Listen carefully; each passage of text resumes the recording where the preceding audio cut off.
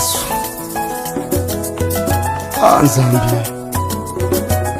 Bwana Yesu asifiwe. Karibu tena katika kipindi chetu ambacho Mungu ametupa neema. Tunaendelea kukirusha kwa njia ya YouTube, lakini pia kwa njia ya Facebook. Leo nimepata neema tena kujumuika na wewe mwinjilisti mwenzangu kwa katika shamba la Kristo. Kabla ya kuanza, ninaomba tumtangulize Mungu.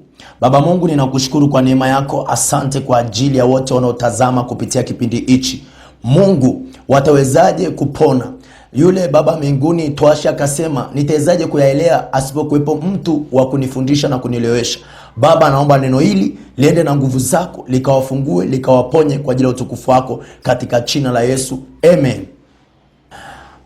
Leo moja kwa moja pasipo kuchelewa, Mungu amenipa neema kukuletea somo linalosema vita ya kukaa Efeso. Tutasoma kile kitabu cha Wakorinto 16 mstari ule wa 9. Inasema, kwa maana ule mstari wa 8 nitaanzia, lakini nitakaa Efeso hata Pentekoste, kwa maana nimefunguliwa mlango mkubwa wa kufaa sana, na wako wengi wanipingao. Biblia nasema huyu akasema kwamba nitakaa Efeso, maana Mungu amenifungulia mlango wa kufaa sana hapa Efeso. Mwana wa Mungu, nimekuletea somo hili nikijua ya kwamba kabisa kuna watu wanaopita katika changamoto, kuna watu wanaopita katika ndoa, kuna watu wanaopita kazini, kuna watu wanaopita, kila mtu ana pito lake, lakini hiyo ni Efeso ambayo Mungu amekukusudia uikae. Acha nikwambia kwamba Mungu akikuweka kwenye kambi, Mungu akikupa neema ya kuingia mahali fulani, usifikiri pale mahali ni sehemu ambayo unaweza ukakaa lele mama. Hakuna sehemu yoyote yenye mafanikio ambayo hiyo sehemu inakosa kuwa na vita yake. Paulo anaandika, anasema kwamba Mungu amenifungulia mlango wa kufaa sana, tena mlango mkubwa, lakini wako wengi wanipingao. Mahali popote ambapo mlango wake ni mkubwa, mahali popote penye mafanikio, lazima ujipange hapo mahali.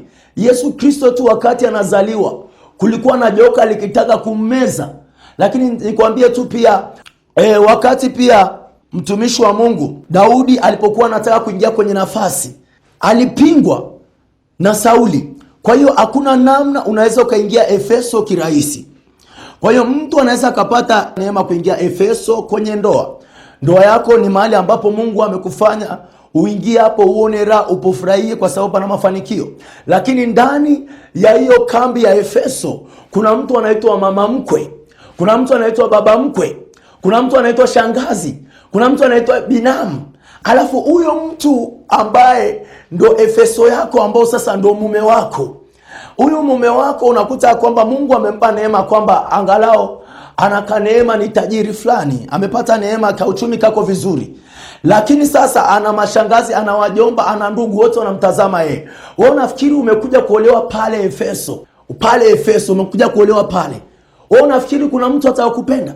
Kila mtu atakuwa kinyume na wewe, kila mtu atatamani fulani aolewe kwa ajili ya manufaa yake. Kwa hiyo wengine watafanya mchakato ili ufukuzwe kwenye ndoa, ili uondolewe Efeso. Lakini nataka nikwambie wewe mwanamke ambaye Mungu amekupa neema ya kuolewa Efeso, huo ni mlango wa kufaa sana.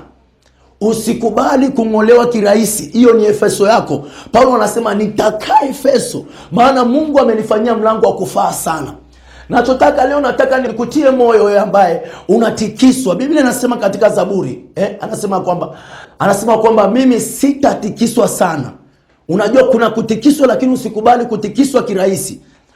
Leo nataka niongee mambo machache kwa ujumla, kwa sababu somo hili litakuwa linaendelea la muendelezo. Kuna Efeso ni mahali Mungu alipokukusudia wewe kubariki. Efeso yako inaweza ikawa ni mtu, Efeso yako inaweza ikawa ni ofisi, Efeso yako inawezekana ni mahali unapofanyia kazi. Na nitaka nikuambia kwamba hiyo ni kambi ambayo malaika wa Bwana watakubarikia kupitia hapo. Ndio maana Biblia Yakobo anasema kwamba Yakobo alipolala pale mahali akaona malaika wakipanda na kushuka. Sio kila mahali ambapo unaweza ukakaa ukaona malaika wakipanda na kushuka. Ni kwenye zile kambi ambazo Mungu ameziandaa Kwa hiyo Mungu anaposhuka anategemea akukute kwenye hiyo kambi ya Efeso. Kuna kambi ya muda, lakini kuna kambi za kudumu za muda mrefu. Sasa nikianza na kambi ya muda ambayo ni Efeso yako ya muda, nikianza kuzungumzia, nianzie kwenye eneo la ndoa.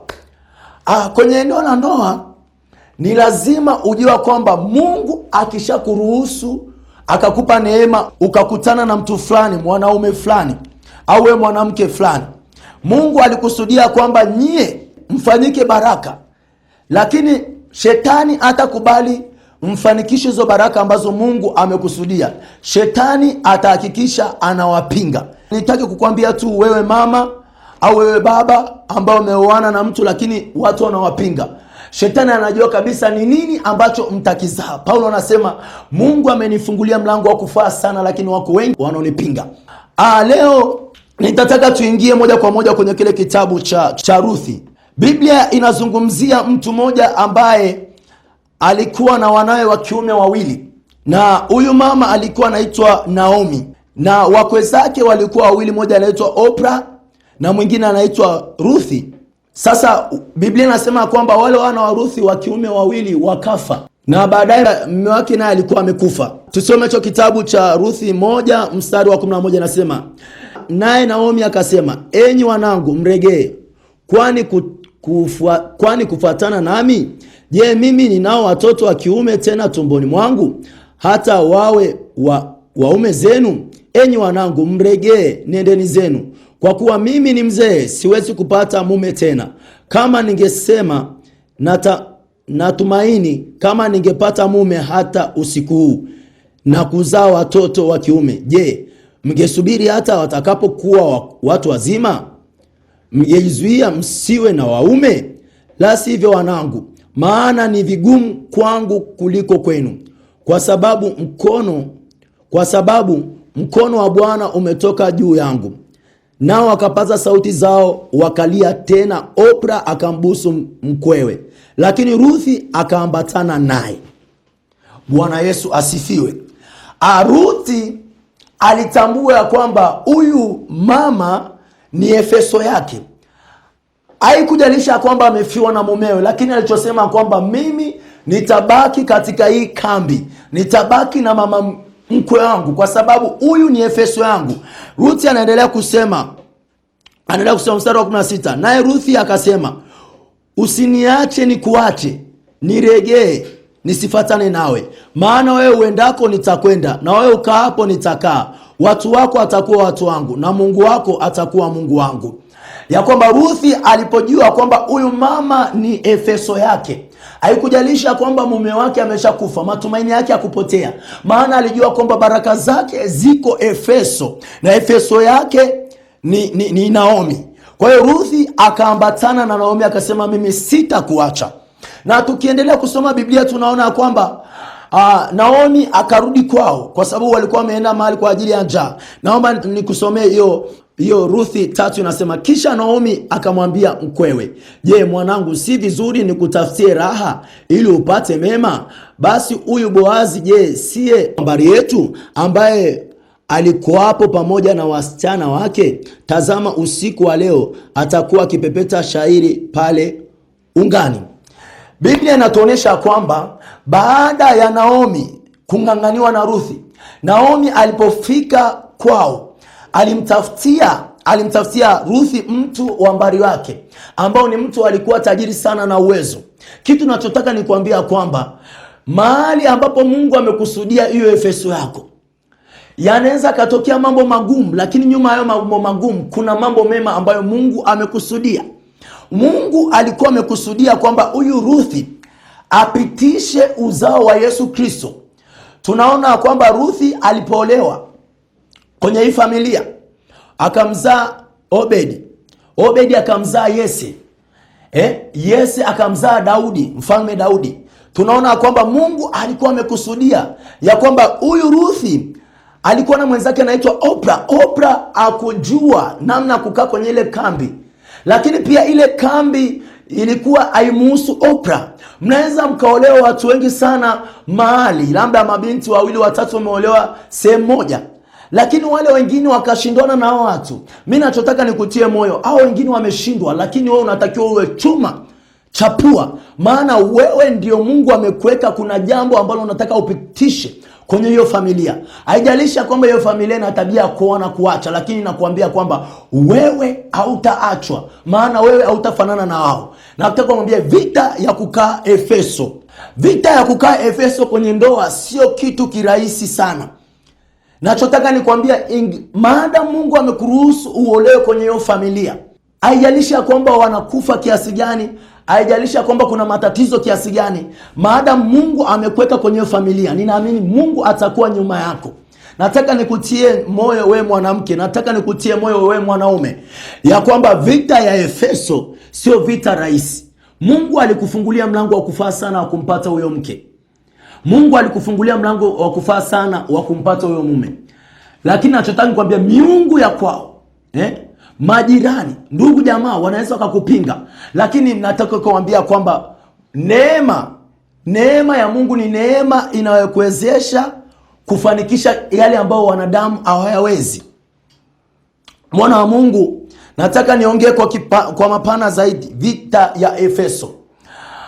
Kuna watu wengine unakuta kwamba Mungu amempa neema, ameenda kwenye kampuni, Mungu amekufungulia mlango wa kufaa sana, lakini ukiingia kwenye ile kampuni, ni Efeso yako, ni sehemu ya kufanikio. Usifikiri watu wote watakukubalia. Nataka nikutolee mfano wa watu wachache. Kuna mtu ambaye alikuwa ni king'ang'anizi, anaitwa Elisha. Elisha alipotambua ya kwamba Elia ni Efeso yake, ni Mungu amemfungulia mlango wa kufaa sana, alimng'ang'ania. Alikutana na manabii wakimwambia, unajua bwana wako ataondoka. Akasema mimi najua, lakini anajua kwamba maada Mungu amemfungulia mlango wa Efeso yake, akajua kwamba Mungu atamtetea. Nachotaka nikwambia kwamba kuna mahali inabidi uwe mtu king'ang'anizi. Kuna mahali inabidi Mungu akikufungulia mlango, usikubali kuondolewa kirahisi. Usikubali kuondolewa kirahisi. Lazima upambane, lazima uhakikishe na wewe unashindana na kung'ang'ania hiyo nafasi. Naomba tusome kile kitabu cha Yohana. Yesu Kristo anatufundisha vita ya Efeso, mama, sio vita ya kukimbia. Wewe uliokimbia kwenye ndoa, nataka nikwambie tu, rudi kwenye ndoa yako. Ile ni Efeso yako. Usikubali kukimbia Efeso kirahisi. Huo ndo mlango wa kufaa sana. Huko unapoenda ni sehemu kuna mbwa mwitu na hakuna utetezi wa Mungu. Mungu amekuweka kwenye hiyo ndoa akijua kwamba unaiweza hiyo vita. Nikutolee mfano wa Abigaili. Abigaili aliolewa na mtu ambaye anaitwa Nabali. Nabali alikuwa ni mtu mpumbavu, Biblia inavyosema. Lakini Abigaili pamoja na kwamba ule upumbavu wa Nabali, Abigaili aliishi na Nabali vizuri na akamweza. Na vita yote alipigana.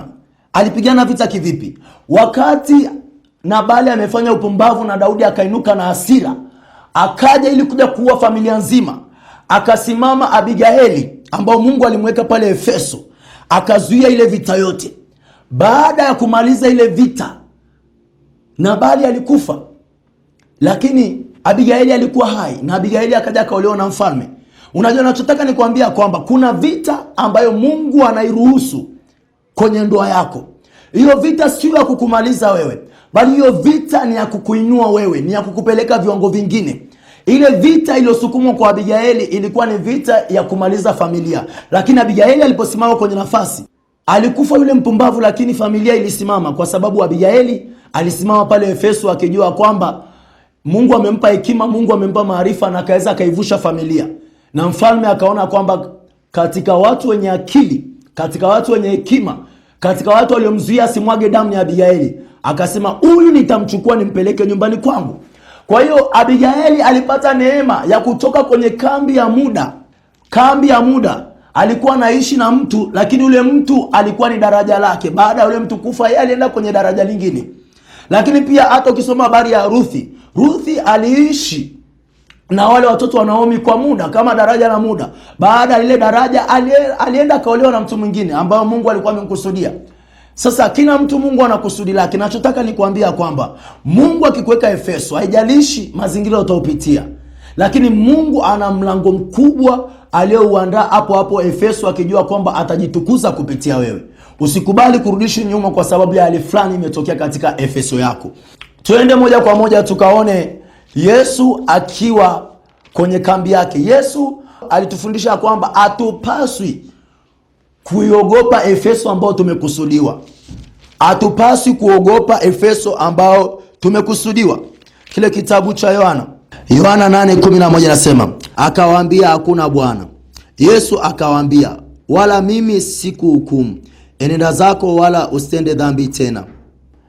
Naomba pia nisome 11:8. Neno la Bwana nasema, wale wanafunzi wakamwambia, Rabi, juzi tu Wayahudi walikuwa wakitafuta kukupiga kwa mawe, nawe unakwenda huko tena? Yesu akajibu, je, saa ya mchana si 12?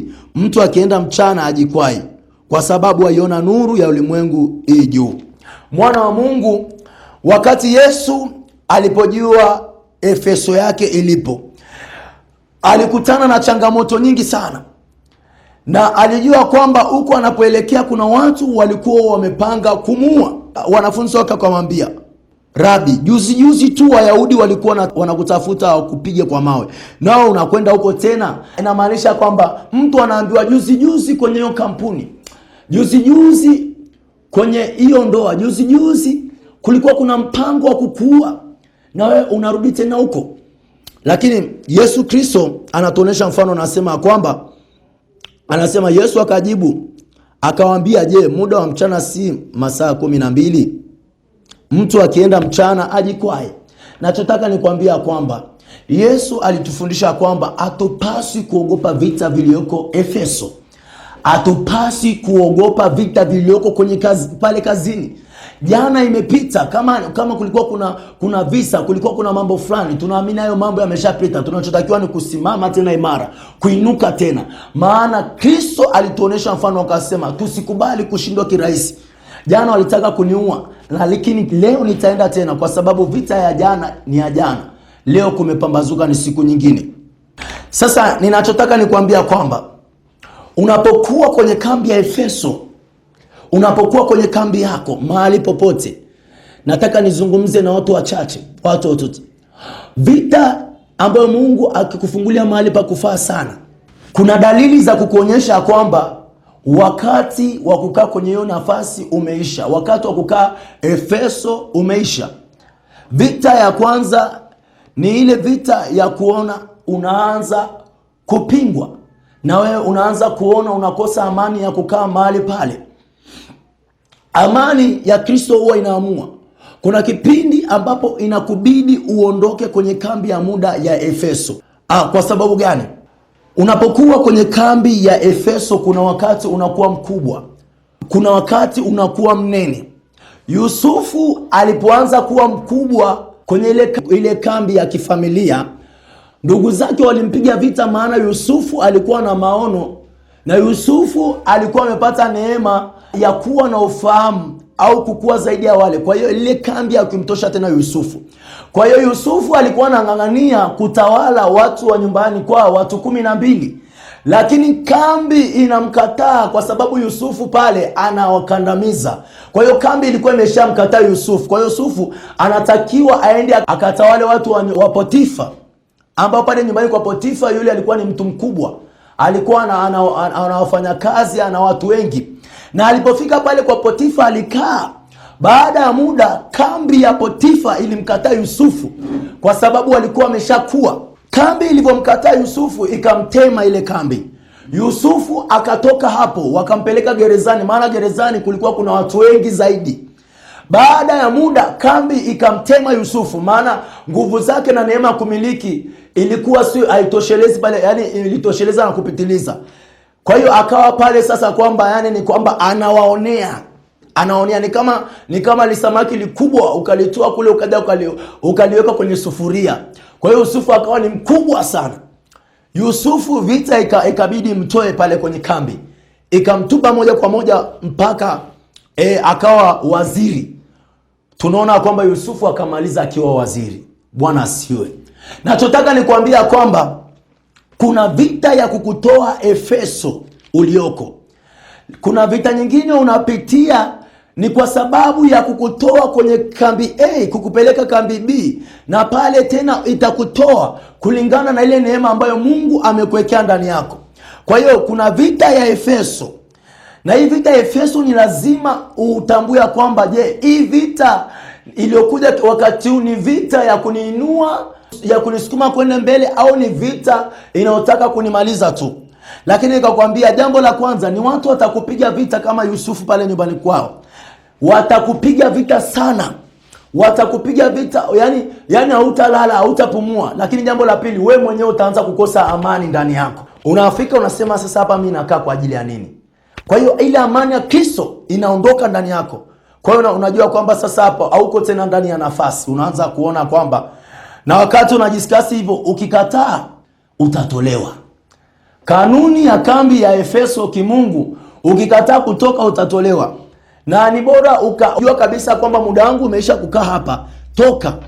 Maana ukiendelea kukaa utatolewa kama Yusufu. Najua Yusufu alitolewa ana shati. Unaanza kusingiziwa hichi na hichi. Masingizio yanaanza kuwa mengi. Hata ukiomba Mungu asikii maombi yako, kwa sababu wakati huo huhitajiki kwenye hiyo kambi. Kwa hiyo utapiga maombi, utaenda mlimani, ukirudi mambo ni yale yale. Ya kwamba ni kama vile mtu ulikuwa unapigwa makofi, alafu ukienda mlimani ukirudi unapigwa kofi na ngumi. Kwa hiyo unaongezewa kichapo mara kadhaa. Kwa sababu gani? Umekuwa king'ang'anizi kwenye kambi ambayo wewe tayari muda wake umeshaisha. Kwa hiyo ninakuombea neema ya Mungu, wewe ambaye uko kwenye kambi na muda wako umeisha, unang'ang'ania. Mungu akusaidie. Mungu akupe neema ya kutambua, lakini Mungu kama ishivyo akuinulie mtu ambaye atakuongoza katika huo mlango wako wa kufaa sana. Bwana Yesu asifiwe. Unajua Yesu wakati fulani alienda kijiji fulani, na Daudi pia na hivyo hivyo. Mungu akishakupaka mafuta ya kutoka kwenye kambi A kuelekea kwenye kambi B, moja kwa moja Mungu anakupa neema ya utisho. Moja kwa moja Mungu anakupa neema ya kibali. Moja kwa moja Mungu anakuandalia watu wa kukupokea kama Yesu alivyopokelewa Yerusalemu. Kwa hiyo wakati wowote unapokuwa unamaliza muda wako kwenye kambi, jambo la kumuomba Mungu ni kumuomba Mungu watu watakao kupokea, watu ambao watakuunga mkono. Biblia inasema katika kitabu cha Galatia, walipojua neema iliyoko juu yangu, wale wenye sifa ya kuwa nguzo walinipa mkono wa shirika. Nachotaka nikwambie mwana wa Mungu, hicho unachokifanya kwenye hiyo kampuni, hicho unachokifanya kwenye hiyo mazingira ambacho kinakupa kipato, na wakati huo muda wake umeisha na watu wanakupiga vita, kinachotakiwa ni kumwomba Mungu, niinulie watu wa kunionyesha Efeso yangu, niinulie watu wa kunipa mkono wa shirika. Kuna mahali hutaka uweze kuingia, lakini yuko mtu mmoja tu ambaye Mungu amemwandaa kama mlango, na huyo mtu hujamtambua. Hilo ndo jambo la kumwomba Mungu, kuliko kumwomba Mungu kuendelea kukaa kwenye kiti. Usipambane na watu, usipambane na kiti, kwa sababu muda wako inawezekana umeisha hapo. Kwa hiyo nachotaka ni kuombe tu mwana wa Mungu, ni Mungu akupe neema ya kutambua hapo ulipo uko sehemu sahihi, muda wake unaruhusu au la. Kwa hiyo lazima tuelewa kwamba hata wakati tunawafundisha watoto, kuna mafundisho ambayo ni mazuri kwa watoto, lakini hayo mafundisho ukiwapa watoto kwa muda sio sahihi yanaweza kawaharibu. Nachotaka ni kuambia kwamba kwenye Efeso yoyote ambayo Mungu anakuweka, kuna muda na wakati ambao Mungu amekusudia ukae hapo. Sasa hapo ninazungumzia Efeso ya sehemu ya kazi. Kwa hiyo usikubali kukaa mahali ambapo Mungu ameshasema kwamba utaki kukaa hapo, ukaendelea kukaa, utasababisha vita, na hiyo vita inaweza ikakuharibu na kukuharibia heshima yako kabisa. Kwa hiyo nachotaka nikwambie rafiki yangu, wewe ambao ni shemasi, ambaye uko kanisani, wewe ambaye unafanya kazi za Mungu, nachotaka nikwambie tu ya kwamba usije ukaondoka Efeso yako kwa sababu umekutana na vita. Ondoka kwenye kambi kwa sababu muda wake umeisha. Ondoka kwenye kambi kwa sababu Mungu amekutoa kwenye daraja la ushemasi akikupeleka kwenye ngazi nyingine, aidha uchungaji au ya askofu. Usiondoke kwenye utumishi, kwenye nafasi yoyote kwa sababu eti umesikia kwamba kuna vita fulani wanafanya na wewe. Nachotaka nikwambia kwamba Mungu ndio aliyokuweka kwenye hiyo nafasi. Kwa hiyo kaa kwenye nafasi ukimtazama Mungu na Mungu atakutetea.